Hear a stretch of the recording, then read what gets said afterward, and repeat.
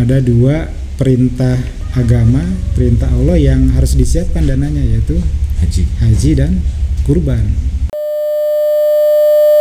Ada pedagang sayur yang nabung setiap hari nyisihin dari keuntungan jualan sayur 10.000. Alhamdulillah setelah sekian tahun bisa berangkat haji.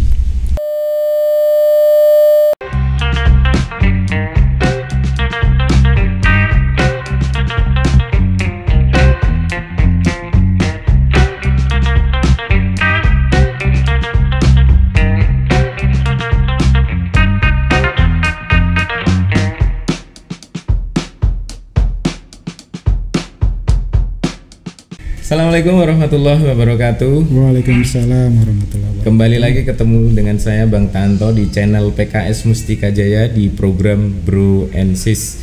Kali ini kita akan ngobrol bersama Pak Heri Aryadi. Nanti kita akan kenalan. Tetap di sini.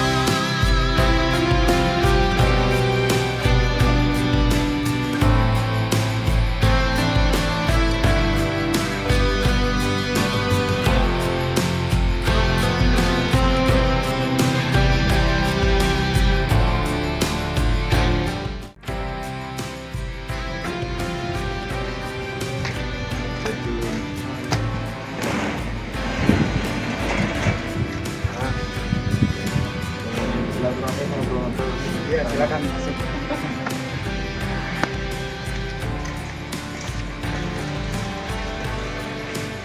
Oke, kali ini kita ketemu dengan siapa? Salaman dulu mungkin kenalan. Saya Bang Tanto, hostnya Bro and Sis. Ini Pak Heri Aryadi. Saya panggilnya Pak, Bang atau Ustadz? Bang boleh. Bang Heri. Boleh ya. Bang apa aja lah. Pak boleh. Nih kita Pak Heri udah agak formal begitu, biar formal juga saya panggil Pak Heri. Pak Heri. Pak Heri siapa Pak? Aryadi. Pak Heri Aryadi.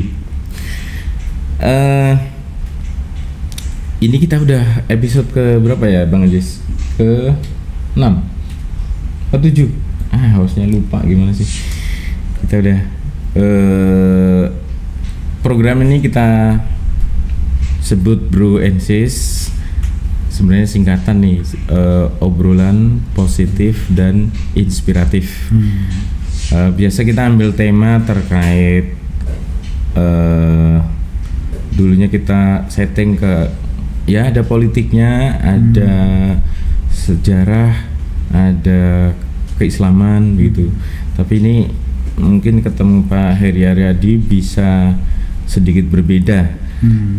Tergantung mungkin Pak Heri kita mau ngomongin apalah. Tapi sebelum kita ngomong sesuai dengan obrolan yang mungkin Pak Heri menguasai sebagai ahlinya di situ, kenalan dulu gitu Pak. Gitu Pak Heri.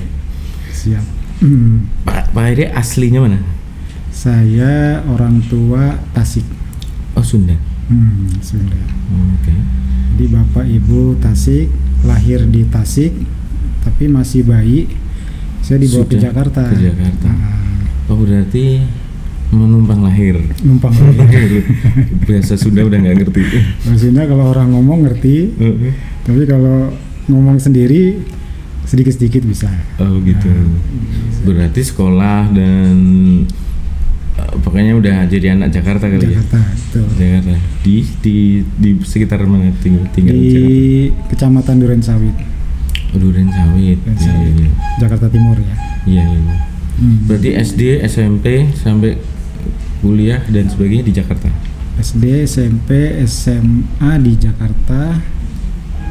Kemudian kuliah saya D3 di Poltek dulu. Poltek UI. UI. Oh. Saya juga Poltek nih. Jurusan teknik grafika dulu. Teknik grafika. Grafika dan penerbitan. Kemudian saya lanjut S1-nya di STIE Indonesia Rawamangun. Iya. Ekonomi. Ambil ekonomi, manajemen. Jadi dari teknik ke manajemen dulu yang diakui itu cuma berapa ya? 6 SKS apa? Bahasa Indonesia. Cuma MKDU dong. Oh, MKDU aja. Jadi hampir ngulang semua dari awal itu. Gitu. Hampir. Ya karena mungkin beda jalur ya dari teknik ke eksak ke sosial gitu ya. Sosial. Iya. Terus setelah S1 manajemen terus saya kebetulan kan waktu itu saya ngelamar di BSI ya. Bina Sarana Informatika ngajar. Oh, sebagai pengajar. Nah, itu waktu itu ada persyaratan kalau dosen harus S2. Wah, itu saya alhamdulillah disekolahin sama BSI. Ambil S2. Ambil S2. Manajemen juga sama. Oke. Manajemen. Kemudian saya waktu itu ada niatan ngelanjutin S3. Karena saya merasa sudah S2 tapi belum ada keahlian yang spesifik gitu ya. Ilmunya masih umum lah ya, masih umum. Tapi waktu itu saya kepikir apa saya ambil pendidikan spesialisasi aja gitu. Jadi S3-nya saya tunda. Waktu itu akhirnya saya ambil sertifikasi perencana keuangan. Oke. Berarti sampai sekarang masih ngajar juga Pak Ir? Masih ngajar. Di BSI itu? BSI. Oke. Oh, jadi Pak dosen ya? Mantap. Tapi saya karena nggak mau terikat ya, karena saya punya penghasilan lain gitu ya, karena saya nggak mau terikat di satu bidang, di satu pekerjaan, karena saya punya kebetulan D3 saya kan grafika ya. Oh iya. Jadi saya buka percetakan. Nyambung sekali. Percetakan di daerah Senen, Kalibaru. Nah, ilmu manajemennya kepake di ngajar. Jadi saya sambil ngurusin cetakan sambil ngajar gitu ya. Terus yang spesialisasi tadi apa? Perencanaan keuangan. Oh itu. Tapi sekarang ya sekarang kita ngomong karena kita ada di channel PKS ya. Sebenarnya Pak Heri juga bajunya udah PKS banget gitu. Di struktur sebagai apa Pak Heri di DPC Mustika Jaya? Ya, kebetulan saya dapat amanah di bidang kaderisasi DPC. Kaderisasi, berarti ngurusin kader lah intinya ya? Iya, kurang lebih itulah. Makin tahun makin banyak atau gimana kira-kira? Kalau ini maaf kalau pas yang kaderisasi kan pasti melihat pertumbuhan anggota dan sebagainya gitu, gimana kira-kira? Alhamdulillah kalau pertumbuhan tiap tahun bertambah ya. Tambah ada 2, ada yang memang kader baru yang asli dari wilayah Mustika Jaya. Ada juga yang mutasi pindahan dari daerah lain. Nah, gitu ya. Jadi secara progres tiap tahun terus bertambah. Kalau saya sebagai orang, saya mikir sebagai orang awam ya, misalnya kalau di partai politik itu bedanya antara kader dengan simpatisan itu apa ya? Misalnya gini, kadang-kadang orang judulnya satu ngomong orang PKS tuh gitu, tapi nggak tahu dia simpatisan atau kader. Kalau bedanya apa gitu Pak? Gak apa-apa ya ngomong situ sebelum kita nanti mungkin lebih ke finansial nih. Tapi karena kita di channel PKS kita ngomong PKS dulu. Iya, kalau kader kalau kita sekarang bahasanya anggota ya. Oh, anggota PKS ya. Kalau anggota pertama kita sekarang ada yang namanya kartu tanda anggota KTA. Oke. Nah, KTA itu berarti dia resmi sebagai anggota. PKS. Nah, di PKS sendiri anggota itu ada jenjang-jenjangnya ya. Ada jenjang-jenjangnya. Nah kemudian juga kalau sudah jadi anggota berarti kan dia harus terikat ya, terikat oleh ADART, peraturan partai, ada kewajiban, ada iuran anggota, ada hak juga anggota untuk mengikuti kegiatan-kegiatan partai ya.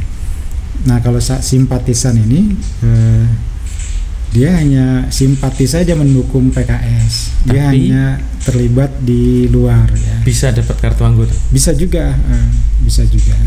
Apalagi sekarang kita saat ini sedang gencar-gencarnya menawarkan KTA kepada para simpatisan. Ya, bagi mereka yang sudah simpati dengan PKS, mereka mendukung kegiatan-kegiatan PKS, alangkah baiknya kalau mereka juga mau menjadi anggota PKS, ditandai dengan memiliki kartu tanda anggota. Berarti kalau anggota tadi ya, kader itu biasanya sudah punya kartu anggota. Kalau simpatisan, nah bisa mendaftar untuk dapat kartu anggota. Betul. Gitu ya. Ya. Oke. Pertumbuhannya gimana dari tahun ke tahun gitu Pak Erik? Kita ngomong persentase gitu misalnya dari sejak, kalau PKS sendiri kan berdiri tahun 99 ya? Iya. Naiknya gimana khususnya di area Mustika Jaya misalnya? Iya, Mustika Jaya sendiri termasuk yang di kota Bekasi ini yang kadernya menengah lah. Menengah secara jumlah ya, jumlah. Kalau terbesar kan ada di Jati Asih ya, Pondok Gede. Kalau Mustika Jaya ini masuk yang jumlahnya menengah lah ya. Secara ini terlihat dari data anggota di Mustika Jaya. Ya, saya sih setuju. Mudah-mudahan PKS makin kesini makin maju karena kemarin waktu di episode sebelumnya kita udah ngobrol tentang budaya di PKS, budaya dari sisi bagaimana orang kalau mau jadi caleg di PKS tuh seribet apa sih atau semahal apa sih gitu, ternyata begitu. Jadi ya wajar kalau setiap tahun naik gitu. Saya doakan mudah-mudahan PKS Mustika Jaya makin maju, makin tumbuh tim simpatisan dan jumlah anggotanya. Oke, balik ke tadi spesialisasi pendidikan yang diambil karena untuk jadi pengajar ya tentang financial planning. Kenapa sih kita perlu financial planning gitu? Apakah perlu buat semua orang? Iya. Jadi awalnya kenapa saya ambil sertifikasi financial planner, saya waktu itu ikut acara di Pondok Gede, acara RKI, Rumah Keluarga Indonesia. Rumah Keluarga Indonesia. Itu narasumbernya menyampaikan tuh 5 pilar ketahanan keluarga, ada 5 ya. Ada ketahanan akidah, ketahanan dalam ketahanan dalam menyelesaikan masalah ya. Nah itu salah satunya adalah ketahanan ekonomi, pilar yang diantara 5 ini. Nah ini di satu sisi saya lihat juga banyak kader yang secara ekonomi ya ada masalah lah gitu ya. Data mustahik juga dari setiap tahun yang kita data juga masih cukup banyak indikator ya di situ. Kemudian saya akhirnya waktu itu ya udahlah, saya niatin ngambil sertifikasi supaya ilmunya bermanfaat gitu. Minimal untuk internal di PKS dulu ya. Nah, akhirnya waktu itu saya ambil tahun 2017 ya. 2017 sertifikasi itu dapat ya 2017. Kemudian 2019 pada saat pemilu legislatif ya, saya ketika itu cari materi kampanye apa kira-kira yang cocok nih Oh nyambung ya, jadi antara background punya spesialisasi tentang financial planning, waktu itu kemudian jadi caleg. Iya. Nah akhirnya dikombin jadi materi kampanye. Akhirnya saya setiap kampanye keliling, dan kebetulan banyak kan ibu-ibu, karena kan tim saya ada bapak juga, ada ibu-ibu juga. Jadi kalau pas yang ngumpul ibu-ibu, ya udah saya materinya itu aja tentang perencanaan keuangan keluarga. Dan memang saya lihat banyak permasalahan yang dihadapi oleh masyarakat ketika itu ya, mulai dari nggak punya tabungan. Ada ibu-ibu, Pak, saya kalau buku tabungan sih punya, tapi tabungan nggak ada.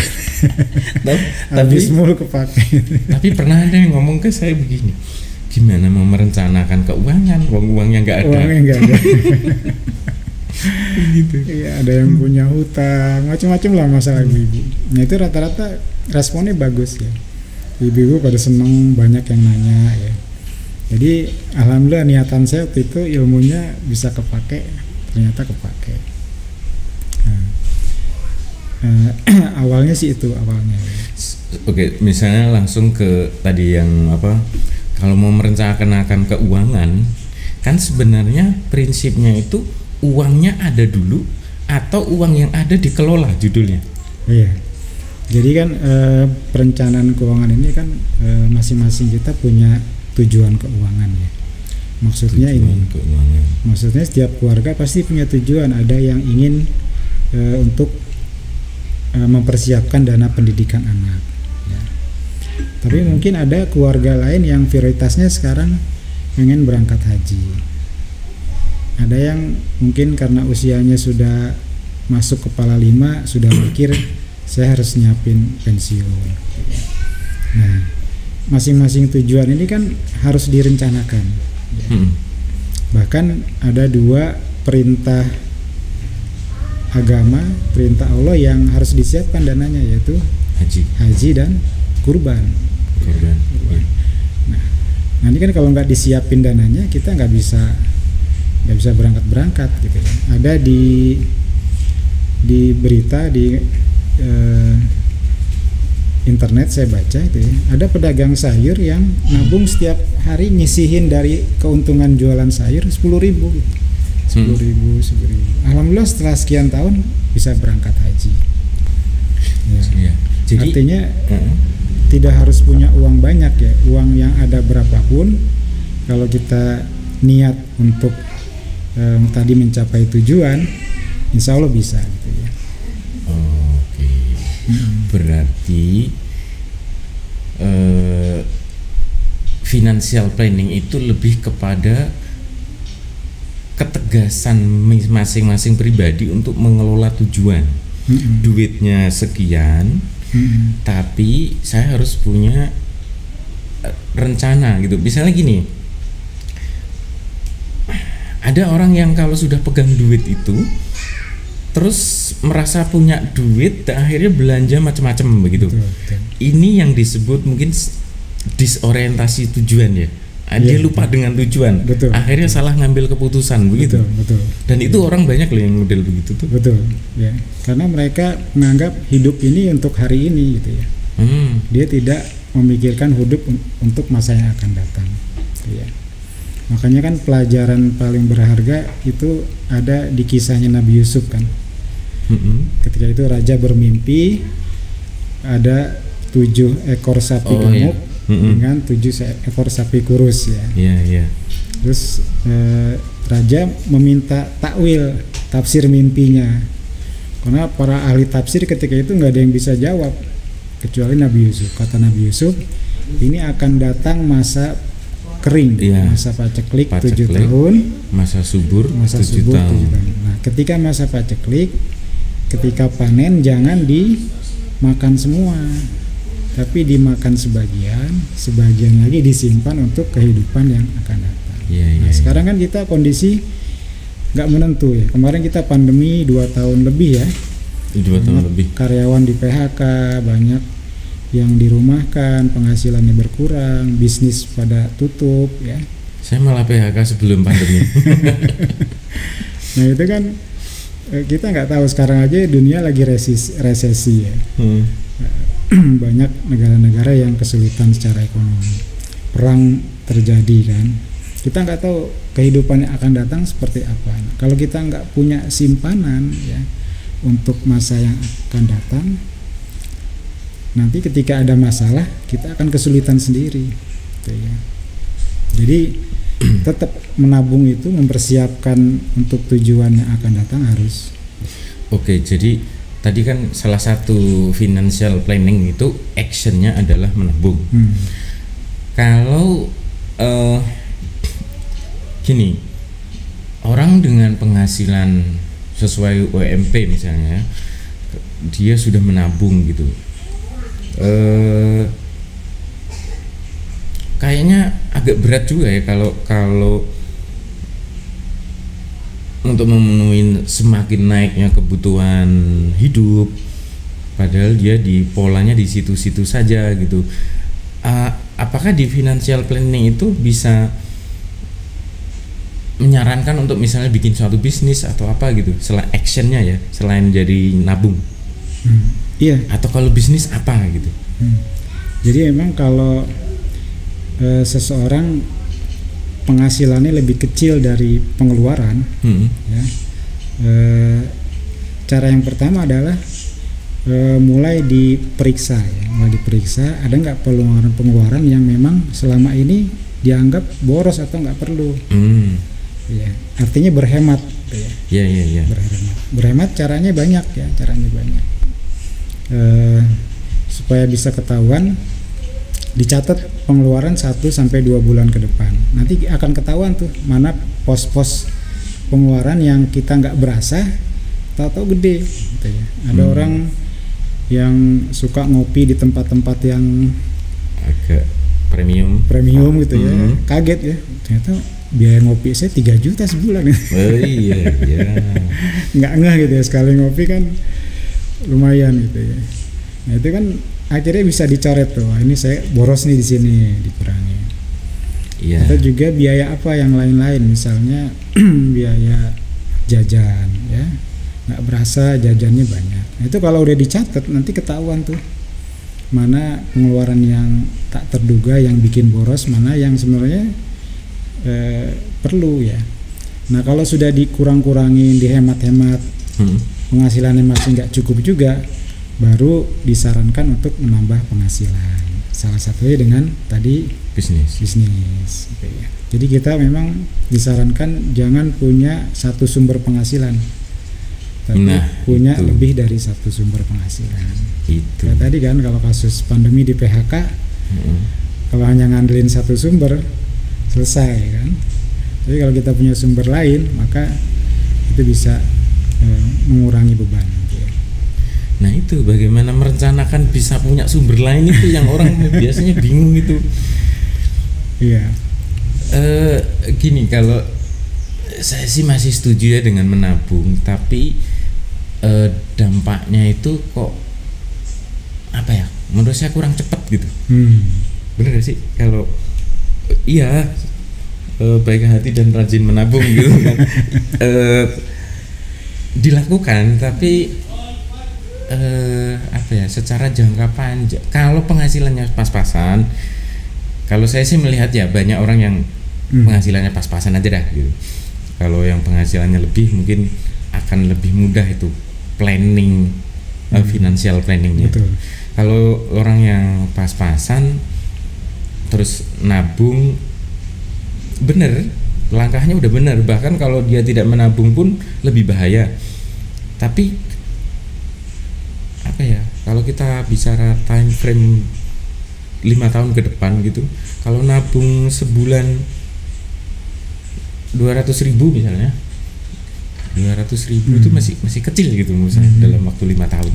Tapi kalau orang punya usaha, bisa sebulan bisa jualan sekian begitu.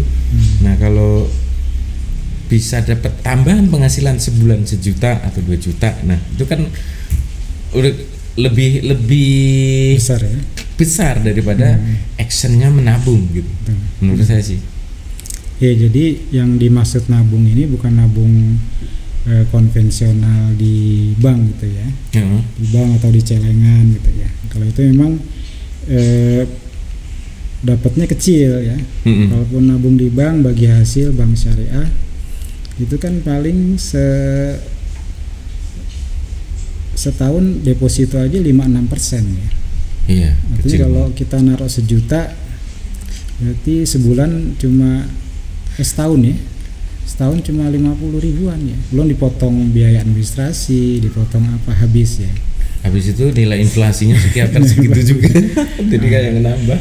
Nah, yang dimaksud tabung di sini investasi memang. Investasi banyak ya, ada investasi di reksadana. Kalau reksadana itu jadi misalnya kita ada 10 orang nih. Nanti ada 1 orang yang jadi manajer investasinya. Dia memang kualifikasinya sudah pengalaman ya, sudah tahu banget lah. Jadi dia yang atur nih 10 orang ini masing-masing, ada yang 1 juta, ada yang 500 ribu, ada yang 2 juta, ngumpulin ke manajernya ini. Nanti yang manajernya ini diinvestasikan. Tentu kita kalau yang muslim yang syariah ya investasinya. Nah itu kalau itu dapatnya lebih besar ya, lebih besar. Kalau reksadana saham misalnya bisa di kisaran 15-25% setahun ya. Tapi memang tetap masih lebih kecil dibandingkan bisnis. Iya. Nah, kalau bisnis kan sekali transaksi aja bisa 30% kan? 30% keuntungan. Keuntungan. Iya. Atau kalau orang dagang makanan aja, itu keuntungannya bisa lebih dari bisa 2 kali lipat ya. Nah, itu maksud saya. Jadi kalau dari pilihan-pilihan tadi, action dari financial planning sendiri, kalau tadi kan udah disebutkan ada nabung, ada investasi, ada bisnis. Kalau mau kecepatan, menurut saya sih bisnis ya. Apa namanya yang tadi sekali transaksi bisa dapat keuntungan 30% misalnya, atau kalau makanan mungkin bisa 50% kali ya. Iya, 2 kali lipat biasanya. Nah, kalau menurut saya sih lebih ke arah situ ya, bagi yang mampu kan. Tadi ada beberapa pilihan solusi yang mungkin seseorang bisa cocok dengan yang nabung, ada yang cocok dengan investasi, ada yang cocok dengan bisnis. Kalau saya sih suka bisnis ya. Betul. Makanya agama juga kan menyarankan kan 10 pintu rezeki, 9 dari perdagangan bisnis. Jadi bisnis itu memang kalau kata almarhum Bob Sadino itu kan kita udah kan, permasalahan kita kadang takut nih. Sudah punya planning, punya ide, tapi mau mulainya ragu-ragu, takut gagal, takut rugi, takut uangnya nggak balik ya. Kata almarhum Bob Sadino itu, kalau kita udah berani melangkah aja, udah berani memulai, itu sudah 80% keberhasilan. Jadi 20% lagi tinggal kita mikirin cara mengembangkan bisnis. Bisnis sebenarnya yang paling disarankan mulai dari yang hobi. Karena kalau kita sudah hobi, itu kita nggak bosen. Kan banyak orang bisnis baru sebulan, bosen ganti lagi yang baru. Ntar baru 2 minggu mulai nggak cocok, bikin lagi yang baru. Nah, tapi kalau kita hobi, mau bisnis lagi naik, lagi turun, kita enjoy aja menikmati. Betul. Ya. Nah, yang hobi makan ya bisnis kuliner lah, jualan makan. Yang hobi olahraga, bisnis jualan alat-alat olahraga misalnya. Jadi hobi kita apa, nah, maka kita tekuni aja itu bisnis.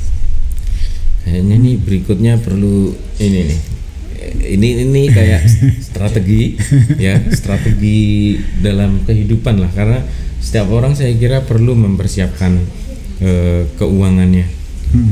Setiap orang pasti akan pensiun. Betul. Setiap orang pasti akan tua. Betul. Nah, berarti persiapan financial planning menurut saya setiap orang juga harus mempersiapkan itu gitu. Saya sendiri juga karyawan dulu. Saya baru sadar dengan bahwa saya harus mempersiapkan pensiun saya. Walaupun perusahaan juga mempersiapkan pensiun kita gitu, tapi saya lebih suka bahwa kalau saya mempersiapkan saya sendiri, saya sepertinya lebih nyaman gitu daripada kalau dipersiapkan orang lain, kan berarti kita diatur orang lain gitu. Akhirnya saya waktu itu bikin bisnis, tapi sambil masih kerja. Dan bener, saya ternyata di PHK, bahkan di saat-saat sebelum pandemi. Ya alhamdulillah, mungkin sekarang mungkin itu bagian juga dari financial planning ya. Saya waktu itu nggak belajar tentang financial planning, cuma masih intuisi ya, masih bahwa saya harus mempersiapkan gitu. Tapi setelah dengar ini ternyata financial planning, ya bersyukur saya mudah-mudahan on the track. Bener ya gitu, Pak Eri ya? Iya, karena ini pensiun itu misalnya hari ini kan kita pengeluaran kita sebulan keluarga misalnya anggap 5 juta. Nanti ketika kita pensiun, berarti kan kita harus tetap punya penghasilan minimal sebesar itu ya, sebesar minimal yang sekarang. Sebesar itu ya. Karena kan tetap kita harus bayar listrik, bahkan perlu makan ya. Bahkan bukan minimal kebutuhan itu pasti akan naik karena inflasi setiap tahun naik. Artinya harga-harga itu setiap tahun juga akan naik. Berarti kebutuhan pasti. Iya, artinya kalau hari ini 5 juta, 10 tahun lagi kita pensiun dengan inflasi sekarang 10%, ya 5 juta 10 ini kali 5 berarti 50% kira-kira ya. Berarti harusnya 10 tahun ke depan harusnya nambah 50% dari nilai sekarang. Betul. Berarti kalau sekarang 5 juta minimal belanja, 10 tahun ke depan minimal 7,5 juta. Itu biaya hidup kita nanti ketika di masa pensiun. Iya. Dan kita harus mempersiapkan itu. Gimana kalau kita gagal mempersiapkan? Dari mana gitu ya? Itu tadi, dari mana uang itu? Kalau kita nggak siap, berarti kita harus siap nanti di masa pensiun tetap bekerja untuk mencukupi biaya hidup kita. Iya. Ya, saya kadang terenyuh kalau melihat di jalan-jalan ada bapak-bapak udah tua, kakek-kakek masih jualan kerupuk ya. Iya. Ibu-ibu jualan kerupuk, ada yang jualan minuman di pinggir jalan, suami istri itu jamu-jamu gitu ya. Itu kan berarti dia nggak siap secara pensiun, sehingga dia di masa tuanya masih harus bekerja. Nah kira-kira kita udah mempersiapkan ke arah itu enggak? Terus bukan hanya penghasilan aja, ternyata yang perlu disiapkan juga masalah aktivitas. Ini penting juga ya. Nanti setelah pensiun kita aktivitasnya mau seperti apa? Ya, banyak kan orang yang stres ya setelah pensiun ya, sindrom ya, biasa kerja aktif, setelah pensiun di rumah aja stres. Nah itu harus kita siapkan nanti ketika usia pensiun, aktivitas yang ingin kita lakukan apa? Mungkin ada yang pengen rencana pulang kampung ya, bener, sawah atau aktif di masjid ya. Saya pernah dicurhati temen, beliau baru pensiun. Waktu pensiun, ya kebetulan agak deket ya. Jadi yang dia ceritain itu, setelah pensiun saya mau balik kampung. Saya mau menikmati masa pensiun saya di kampung. Gitu. Rencananya mau begini. Udah diceritain. 2 tahun setelahnya, mungkin karena waktu itu saya update di status Facebook tentang kegiatan saya, kegiatan mungkin lebih ke bisnis ya. Oh saya lagi pengiriman barang ke sini gitu. Nah buat temen yang pensiun dan ternyata belum menemukan pola saya harus ngapainnya tadi, dan bahkan yang direncanakan ternyata gagal, nah itu ternyata kontak saya lagi nyari kerja. Saya tuh deknya itu kalau yang disampaikan nyari kerja padahal beliau sudah masa pensiun. Siapa yang mau mempekerjakan beliau? kalau dari sisi bisnis ternyata juga masih baru kalau mau nyari pola itu bahaya kalau di situ. Betul. Harusnya kalau mau bisnis setelah pensiun itu harus sudah ketemu bentuknya. Kalau menurut saya sih aman tuh sebelum pensiun. Nah ini kayaknya masalah banyak orang deh. Betul. Iya. Jadi yang penting lagi juga masalah kesehatan. Nah, biasanya di usia pensiun kan kesehatan menurun. Sudah menurun. Udah banyak penyakit sehingga tuh biaya perawatan kesehatan biasanya lebih tinggi dibandingkan ketika kita masih muda. Karena itu menjaga kesehatan dari sekarang itu penting. Jangan sampai uang yang sudah kita kumpulkan buat biaya hidup pensiun habis untuk biaya berobat. Kita udah rencana aktivitas kemana ketika pensiun, karena sakit kita hanya terbaring di rumah. Nah ini juga yang harus disiapkan ya ketika kita masuk usia pensiun. Ya. Kalau penghasilan pilihannya tadi bisa investasi ya, bisa investasi. Ada hitung-hitungannya, misalnya kalau tadi biaya hidup kita nanti di usia pensiun 7,5 juta, ya, itu harus kita hitung. Kalau sekarang pegawai negeri misalnya, apakah pesangonnya itu nyampe nggak 7,5 juta? Yang saya tahu pesangon itu hanya diambil dari gaji pokok, itu pun nggak 100%. Iya. Kan kalau take home pay mungkin besar ya, tapi kalau dihitung dari gaji pokok itu kecil, udah gitu nggak 100%. Nah itu cukup nggak? Atau apa yang BPJS tenaga kerja itu, yang uang pensiun itu juga harus dihitung, cukup nggak gitu ya? Nah. Saya sih ini panjang kalau kita ngobrolin ini ya. Jadi saya sih berharap ini momen penyadaran aja buat kita semua. Betul. Terkait bahwa kita pasti akan pensiun, kita pasti akan tua, kita perlu mempersiapkan itu. Tadi ada 3 pilihan, nabung, investasi, sama bisnis. Kalau menurut saya bisnis pilihan terbaik, karena dagang itu apa tadi 90% kata Rasulullah dari perputaran rezeki ada di dagang. Ya. Mungkin kita udah cukup lama nih ngobrol. Kayaknya Pak Heri ada acara ya habis ini ya. Iya. Bisa part 2. Atau nanti kita hadirkan orang-orang yang ternyata sukses menginisiasi sebuah bisnis, walaupun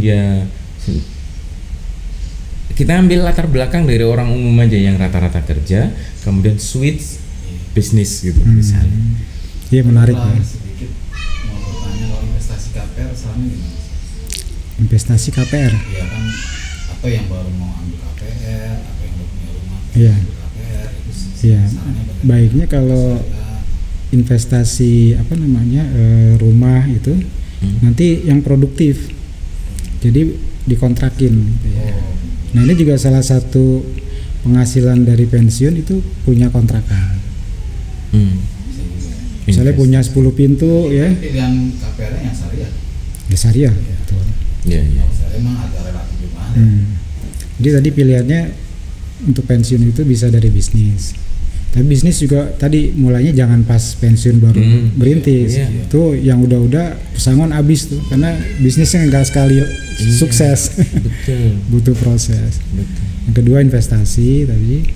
Yang ketiga bisa punya kontrakan 10 pintu, 1 pintu 1 juta aja kan. Iya, itu berarti investasi di propertinya menghasilkan. Tapi yang menghasilkan. Iya. Bisnis juga bisnis yang sudah running, bukan yang baru merintis. Baik. Kalau udah running kan dari hobi tadi. Hobi. Passion. Baik, Bro and Sis, terima kasih sudah dengerin kita. Kayaknya kalau diterusin agak panjang, jadi kita stop sampai di sini dulu, Pak Heri. Ya. Mudah-mudahan ini menyadarkan kita semua terkait pentingnya untuk membuat perencanaan keuangan, merencanakan pensiun. Semua orang pasti akan tua, semua orang pasti akan yang kerja pasti pensiun, yang bisnis juga mungkin akan mewariskan bisnisnya ke generasi berikutnya jadi legasi. Nah ini penting nih. Nah berikutnya mungkin kita akan menghadirkan orang-orang yang sudah menginisiasi bisnis atau switch dari kondisi kerja menjadi orang yang usaha atau bisnis. Baik bro and sis, kita sudah banyak ngobrol dengan Pak Heri Aryadi tentang pentingnya financial planning. Mudah-mudahan ini bisa menyadarkan kita semua untuk bagaimana kita membuat perencanaan ke depannya. Terima kasih dan Assalamualaikum warahmatullahi wabarakatuh. Waalaikumsalam warahmatullahi wabarakatuh. Nah. Pamit ini.